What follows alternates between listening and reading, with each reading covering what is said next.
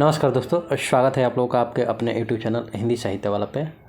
और जैसा कि हम लोगों ने पिछली क्लास में हिंदी साहित्य का इतिहास आचार्य रामचंद्र शुक्ल द्वारा जो संपादित बुक है उस पर चर्चा किए थे। और हम लोग उसमें चर्चा ये किए थे कि इस बुक को कैसे पढ़ेंगे और रेगुलर बेस पे हम लोग इसका महत्वपूर्ण जो पंक्तियाँ है उसका नोट्स तैयार करेंगे और पूरी किताब को हम लोग कवर कर लेंगे। ठीक है। और बात यहाँ हुई थी कि प्रकरण वाइज हम लोग पढ़ेंगे जिससे हम लोग आसानी से इस पुस्तक को समझ सके। ये उन दोस्तों के लिए भी लाभकारी हो जो अभी पहली बार पुस्तक पढ़ रहे हैं, साथ साथ उन दोस्तों के लिए भी जो इस पुस्तक को कई बार पढ़ चुके हैं। लेकिन जानते ही हैं, कहते ही हैं ना कि किसी पुस्तक को जितनी बार पढ़ो उतनी बार कुछ ना नया निकल के आता है। तो हो सकता है कि इस बार आप लोग हमारे साथ पढ़े तो हो सकता है कुछ ऐसे महत्वपूर्ण बिंदु भी बाहर निकल के आ जाए जो जिस पे आप लोग का ध्यान ना जाता हो। और एग्ज़ाम परीक्षा में कैसे इससे क्वेश्चन बन रहे हैं हमने इस पे भी बात किया था। ठीक है, तो चलिए क्लास शुरुआत करते हैं। और आज की जो क्लास होगी इसमें हमने विषय सूची को तैयार किया है जिसमें किस काल में कौन सा प्रकरण पढ़ रहा है उसका एक नोट्स तैयार आप लोग के सामने किए हैं PDF में। और ये देख सकते हैं आप लोग और अच्छे से समझ सकते हैं। उस दिन भी हम लोग चर्चा किए थे, लेकिन इस पर आज हम लोगों ने हमने एक PDF तैयार किया है, आप लोगों के सामने एक प्रारूप तैयार किया है अच्छे से कि किस काल में कौन सा प्रकरण पढ़ता है। ठीक है, तो चलिए हम लोग आचार्य रामचंद्र शुक्ल कृत हिंदी साहित्य का इतिहास जो है इस पर विस्तृत रूप से हम लोग नोट्स बनाना शुरू करते हैं और पढ़ाई करते हैं। तो चलिए देखिए, जैसा कि आप लोग देख सकते हैं, सबसे पहले विषय सूची जो होता है, विषय सूची कंटेंट जानना दोस्तों बहुत ज़रूरी है कि हम लोग को क्या पढ़ना है और कहाँ तक पढ़ना है। क्योंकि पुस्तकें बहुत सारी लिखी गई है, बहुत सारे पुस्तकें हैं मार्केट में, लेकिन किसी भी पुस्तक को पढ़ रहे हैं और जिसकी तैयारी कर रहे हैं तो वो किस क्षेत्र में करना है इस पे बात होती है। ठीक है, चूँकि आचार्य रामचंद्र शुक्ल जी की बुक हम लोगों को बहुत ही इंपॉर्टेंट है। अगर हिंदी साहित्य से कुछ भी तैयारी कर रहे हैं तो हर जगह ही इस पुस्तक से क्वेश्चन आना अनिवार्य है और इस पुस्तक से आता ही है। ठीक है, तो चलिए शुरुआत करते हैं क्लास। देखिए, सबसे पहले हमने विषय सूची का एक प्रारूप तैयार किया है जिसमें सबसे पहले इस पुस्तक में जो आएगा टॉपिक पढ़ने के लिए वो आएगा काल विभाजन। इसमें थोड़ा सा है कि किस काल में वो बांटे हैं समय पूरे हिंदी साहित्य के इतिहास को, और थोड़ा सा कि हिंदी साहित्य का इतिहास किसे कहते हैं इस पर चर्चा की है। ठीक है, ये 10-15 लाइन की एक पेज में है। उसके बाद आदिकाल आ जाता है दूसरे नंबर पे। तो आइए, आदिकाल में प्रकरण बटा है तो हम लोग देखेंगे कि कितने प्रकरण में है आदिकाल और क्या क्या नाम है उनका।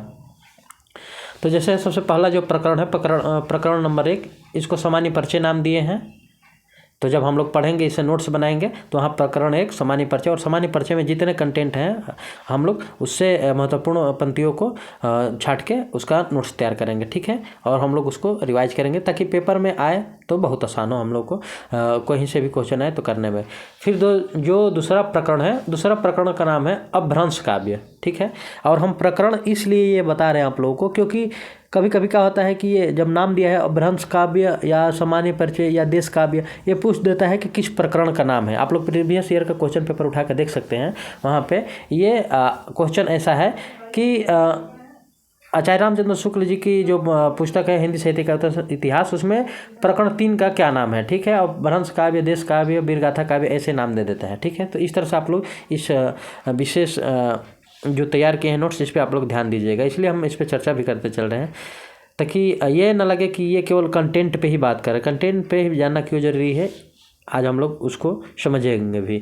देखिए, प्रकरण 3 ये है देश भाषा काव्य। ठीक है, तो आप लोग साथ साथ में याद भी करते चलिए। और 4 नंबर जो प्रकरण है इसका नाम है वीरगाथा काल फुटकल रचनाएं। ठीक है, तो आदिकाल में 4 प्रकरण है, ध्यान दीजिएगा। आदिकाल में कितने प्रकरण हैं तो टोटल 4, और चारों के जो नाम है सामान्य परिचय, अपभ्रंश काव्य, देश भाषा काव्य और वीरगाथा काल फुटकल रचनाएं। ठीक है, तो ये रहे आपके सामने आदिकाल के 4 प्रकरण और उनके नाम। चलिए अब हम लोग आगे बढ़ेंगे नेक्स्ट पे, तो देखते हैं नेक्स्ट क्या है। तो नेक्स्ट में आ जाता है पूर्व मध्यकाल, जिसमें भक्ति काल आता है आपको 1375 से 1700 ईस्वी तक। ठीक है, तो चलिए हम लोग देखते हैं यहाँ पे। देखिए, पूर्व मध्यकाल में भक्ति काल है और भक्ति काल का समय क्या है 1375 से 1700। इसमें जो प्रकरण है आपके, तो आइए प्रकरणों पे बात कर लेते हैं। देखिए, पहला जो प्रकरण है भक्ति काल में, इसका नाम है भक्ति काल सामान्य परिचय, जिसमें ज्ञानाश्रयी शाखा आता है। ठीक है,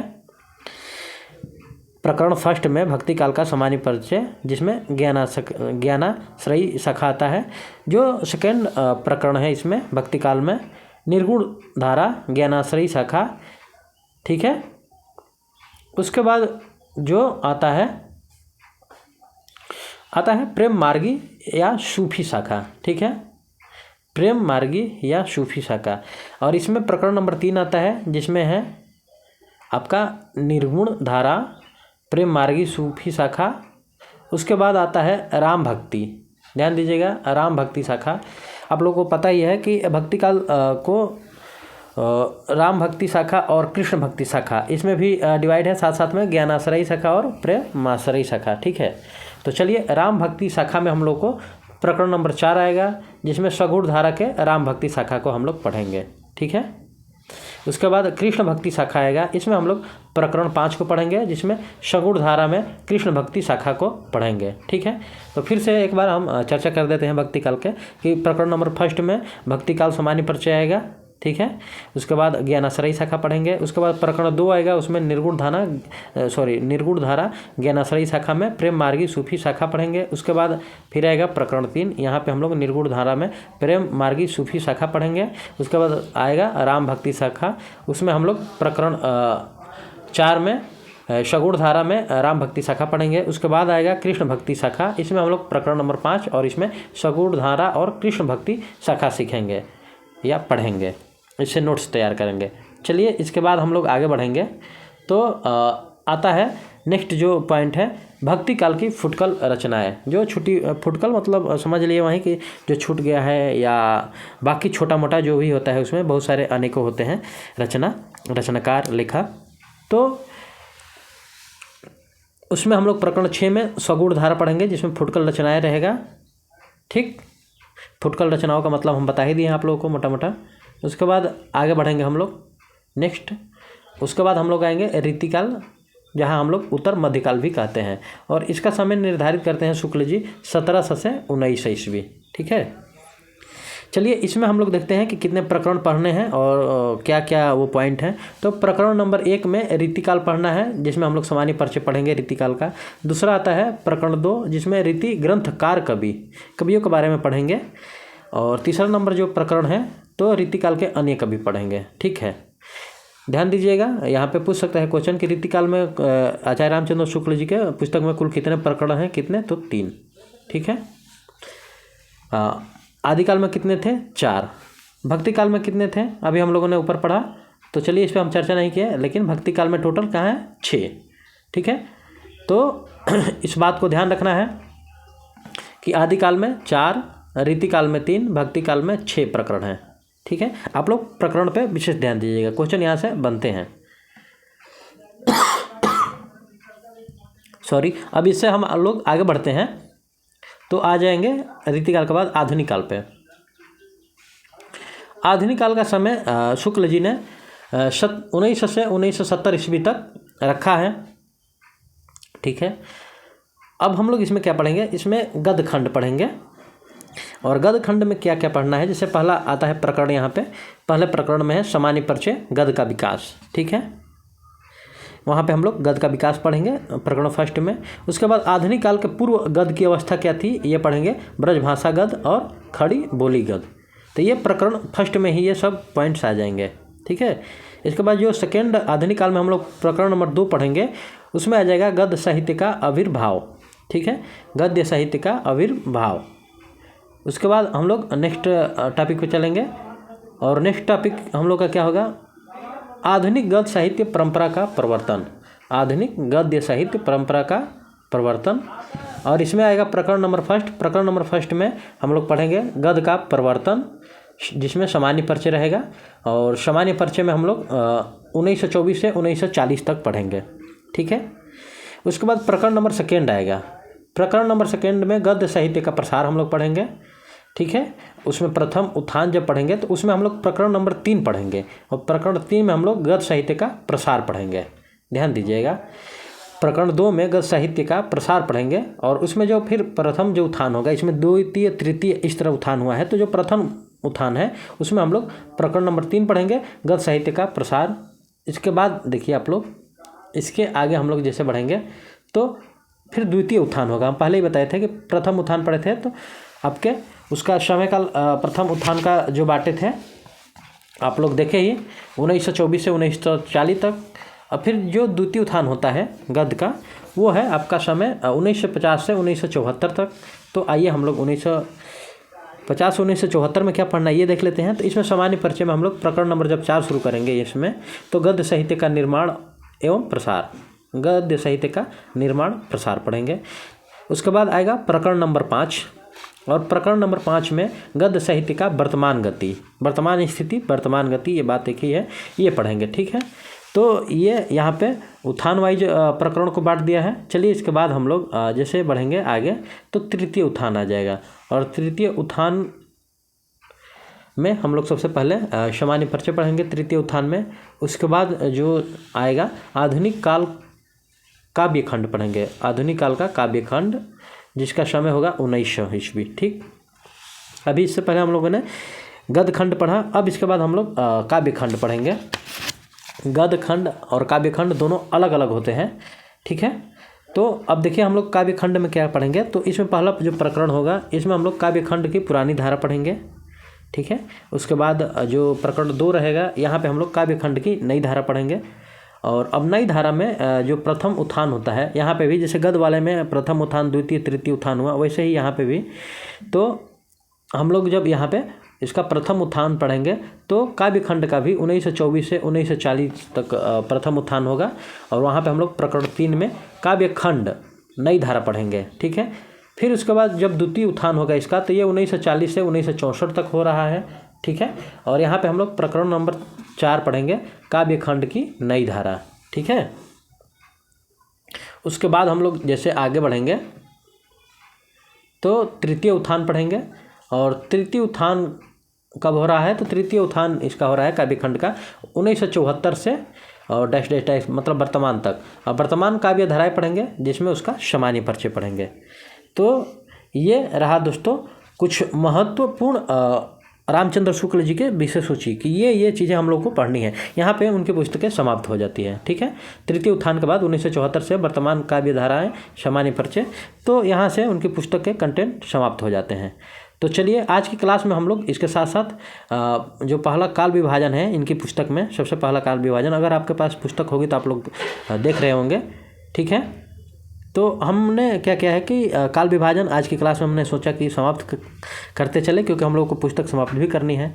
तो उससे महत्वपूर्ण जो बिंदु है, तो देखिए सबसे पहले हम आचार्य रामचंद्र शुक्ल जी के अनुसार जो काल विभाजन है उस पर हम लोग देख लेते हैं कि कितने कालों में बांटे हैं आचार्य रामचंद्र शुक्ल ने हिंदी साहित्य के इतिहास को। तो काल विभाजन एवं नामकरण दोनों हम लोग को यहाँ पे मिल जाएगा। आचार्य रामचंद्र शुक्ल का काल विभाजन एवं नामकरण देखिए, वीरगाथा काल आदिकाल को वीरगाथा काल उन्होंने कहा है, और इसका समय उन्होंने 1050 से 1375 ईस्वी तक रखा है। ठीक है, विक्रम संवत तक। उसके बाद दूसरा है भक्ति काल, और भक्ति काल का उन्होंने समय, जिसको पूर्व मध्यकाल वो कहते हैं, उसका समय है 1375 से 1700 तक। उसके बाद रीतिकाल, जिसको उत्तर मध्यकाल भी कहते हैं, और इसका समय है 1700 से 1900। उसके बाद आता है गद्य काल, जिसको आधुनिक काल कहते हैं। आपने देखा ही, उसमें गद्य खंड और काव्य खंड था 1900 से 1984 तक। ठीक है, तो ये रामचंद्र शुक्ल जी के अनुसार हिंदी साहित्य का काल विभाजन है और उसका नामकरण है। तो आप लोग चाहें तो इसका स्क्रीनशॉट भी ले सकते हैं, बहुत ही महत्वपूर्ण है ये दोस्तों, हमेशा ही पूछता है। उसके बाद जो महत्वपूर्ण वहाँ पे पंक्ति है काल विभाजन में, और ये हमेशा पंक्ति पूछी गई है। ठीक है, ये वेरी वेरी इंपॉर्टेंट है, आप लोग चाहें तो स्क्रीनशॉट ले लीजिए, वेरी वेरी इंपॉर्टेंट, क्योंकि ये पंक्ति दे देता है सीधे सीधे और पूछ देता है कि ये किस लेखक की पंक्ति है, ये किसके पुस्तक से ली गई है। ऐसे ही तरह के अनेकों बार इससे क्वेश्चन बन चुका है। देखिए पंक्ति वो क्या है कि जबकि प्रत्येक देश की साहित्य वहाँ की जनता चित्त वृत्ति का संचित प्रतिबिंब होता है। कह रहा है ये कि प्रत्येक देश की साहित्य जो है वहाँ की जनता जो है उनके चित्तवृत्ति का संचित प्रतिबिंब होता है। तब यह निश्चित है कि जनता की चित्त वृत्ति के परिवर्तन के साथ साथ साहित्य के स्वरूप में भी परिवर्तन होता चला जाता है। यहाँ पे कह रहे हैं शुक्ल जी कि जो वहाँ किसी देश की जनता की जो चित्त वृत्ति होती है वो वहाँ की संचित प्रतिबिंब होता है। अब जब उनके वो चित्त वृत्ति में परिवर्तन होता है, देखिए यहाँ पे उनके चित्त वृत्ति में परिवर्तन होता है तो वहाँ का जो साहित्य होता है उसमें भी परिवर्तन होता है, ठीक है। और आदि से अंत तक इन्हीं चित्त वृत्तियों की परंपरा को परखते हुए साहित्य परंपरा के साथ उनका सामंजस्य दिखाना, मतलब जो चित्तवृत्ति है उसी परंपरा को परखते हुए साहित्य परंपरा के साथ उसका सामंजस्य मतलब तालमेल उसका जो है दिखाना साहित्य इतिहास कहलाता है, ठीक है, साहित्य का इतिहास कहलाता है। और ये पंक्ति आपका बहुत ही इम्पोर्टेंट है, ये कई बार पूछा जा चुका है एग्ज़ाम में, कई बार टीजीटी पीजीटी और आपका यूजीसी नेट जेआरएफ हिंदी साहित्य से जितने भी केवीएस वगैरह सब में कहीं ना कहीं ये पंक्ति एक बार आ चुकी है, ठीक है। तो ये बहुत ही इम्पोर्टेंट पंक्ति है, कई बार आ चुकी है, एक ही बार नहीं कई बार आ चुकी है अनेक एग्जामों में। तो दोस्तों ये रहा स्टार्टिंग से आप लोग देखे ही कुछ कि कितने प्रकरण हैं प्रत्येक कालखंड में और उनका समय क्या है और कब कब पढ़ना है और उनका नाम क्या है हमने बताया ही, और एक काल में कितने प्रकरण हैं और तमाम किस प्रकरण का क्या नाम है। तो हम लोगों ने कुछ चीज़ें आज जाना क्लास में, और हम लोग अब क्या करेंगे नेक्स्ट क्लास से, जैसे आदिकाल है तो आदिकाल में सामान्य प्रकरण है ये सामने देख सकते हैं आप लोग, उसके बाद अपभ्रंश काव्य, तो एक एक करके हम लोग पढ़ेंगे और एक एक करके बिंदु स्टार्टिंग से प्रकरण एक समाप्त होगा तो दूसरे प्रकरण, दूसरे समाप्त होगा तो तीसरे, ऐसे करके प्रकरण वाइज करके सबसे लास्ट तक हम लोग पूरा समाप्त कर देंगे जो वर्तमान काव्य धाराएं सामान्य परिचय थी सबसे लास्ट में, ठीक है, काव्य खंड की। तो ऐसे करके एक एक हम लोग तोड़ के पूरे किताब को पढ़ेंगे जिससे आप लोगों को भी पढ़ने में आसानी होगी। नोट्स एक बार तैयार हो जाएगा तो फिर बार बार तैयार करने का जरूरत नहीं पड़ेगा और वो किसी भी एग्जाम के लिए उपयोगी होगा, ठीक है। तो ये रहा आज की वीडियो। आप लोगों को वीडियो कैसी लगी हमें कमेंट बॉक्स में ज़रूर बताएं, और आप लोगों को वीडियो अच्छी लगी हो तो चैनल को लाइक सब्सक्राइब और अपने दोस्तों के भी साथ शेयर कीजिए, सब्सक्राइब करवाइए, खुद भी कीजिए और चैनल से जुड़ जाइए। और हम लोग ऐसे ही जो आगामी पेपर है यूजीसी नेट जेआरएफ का, उससे पहले हम लोग इससे टोटल नोट्स तैयार कर लेंगे। आप लोग का साथ रहा तो बहुत जल्दी ही हो जाएगा, क्योंकि आप लोग जितने जल्दी पढ़ते चलेंगे हम भी साथ साथ पढ़ते चलेंगे और जल्दी हम लोग इसको समाप्त कर देंगे। तो ठीक है दोस्तों, आज के लिए इतना ही। वीडियो देखने के लिए धन्यवाद। वीडियो अच्छी लगी हो तो चैनल को सब्सक्राइब जरूर कीजिए। Thank you.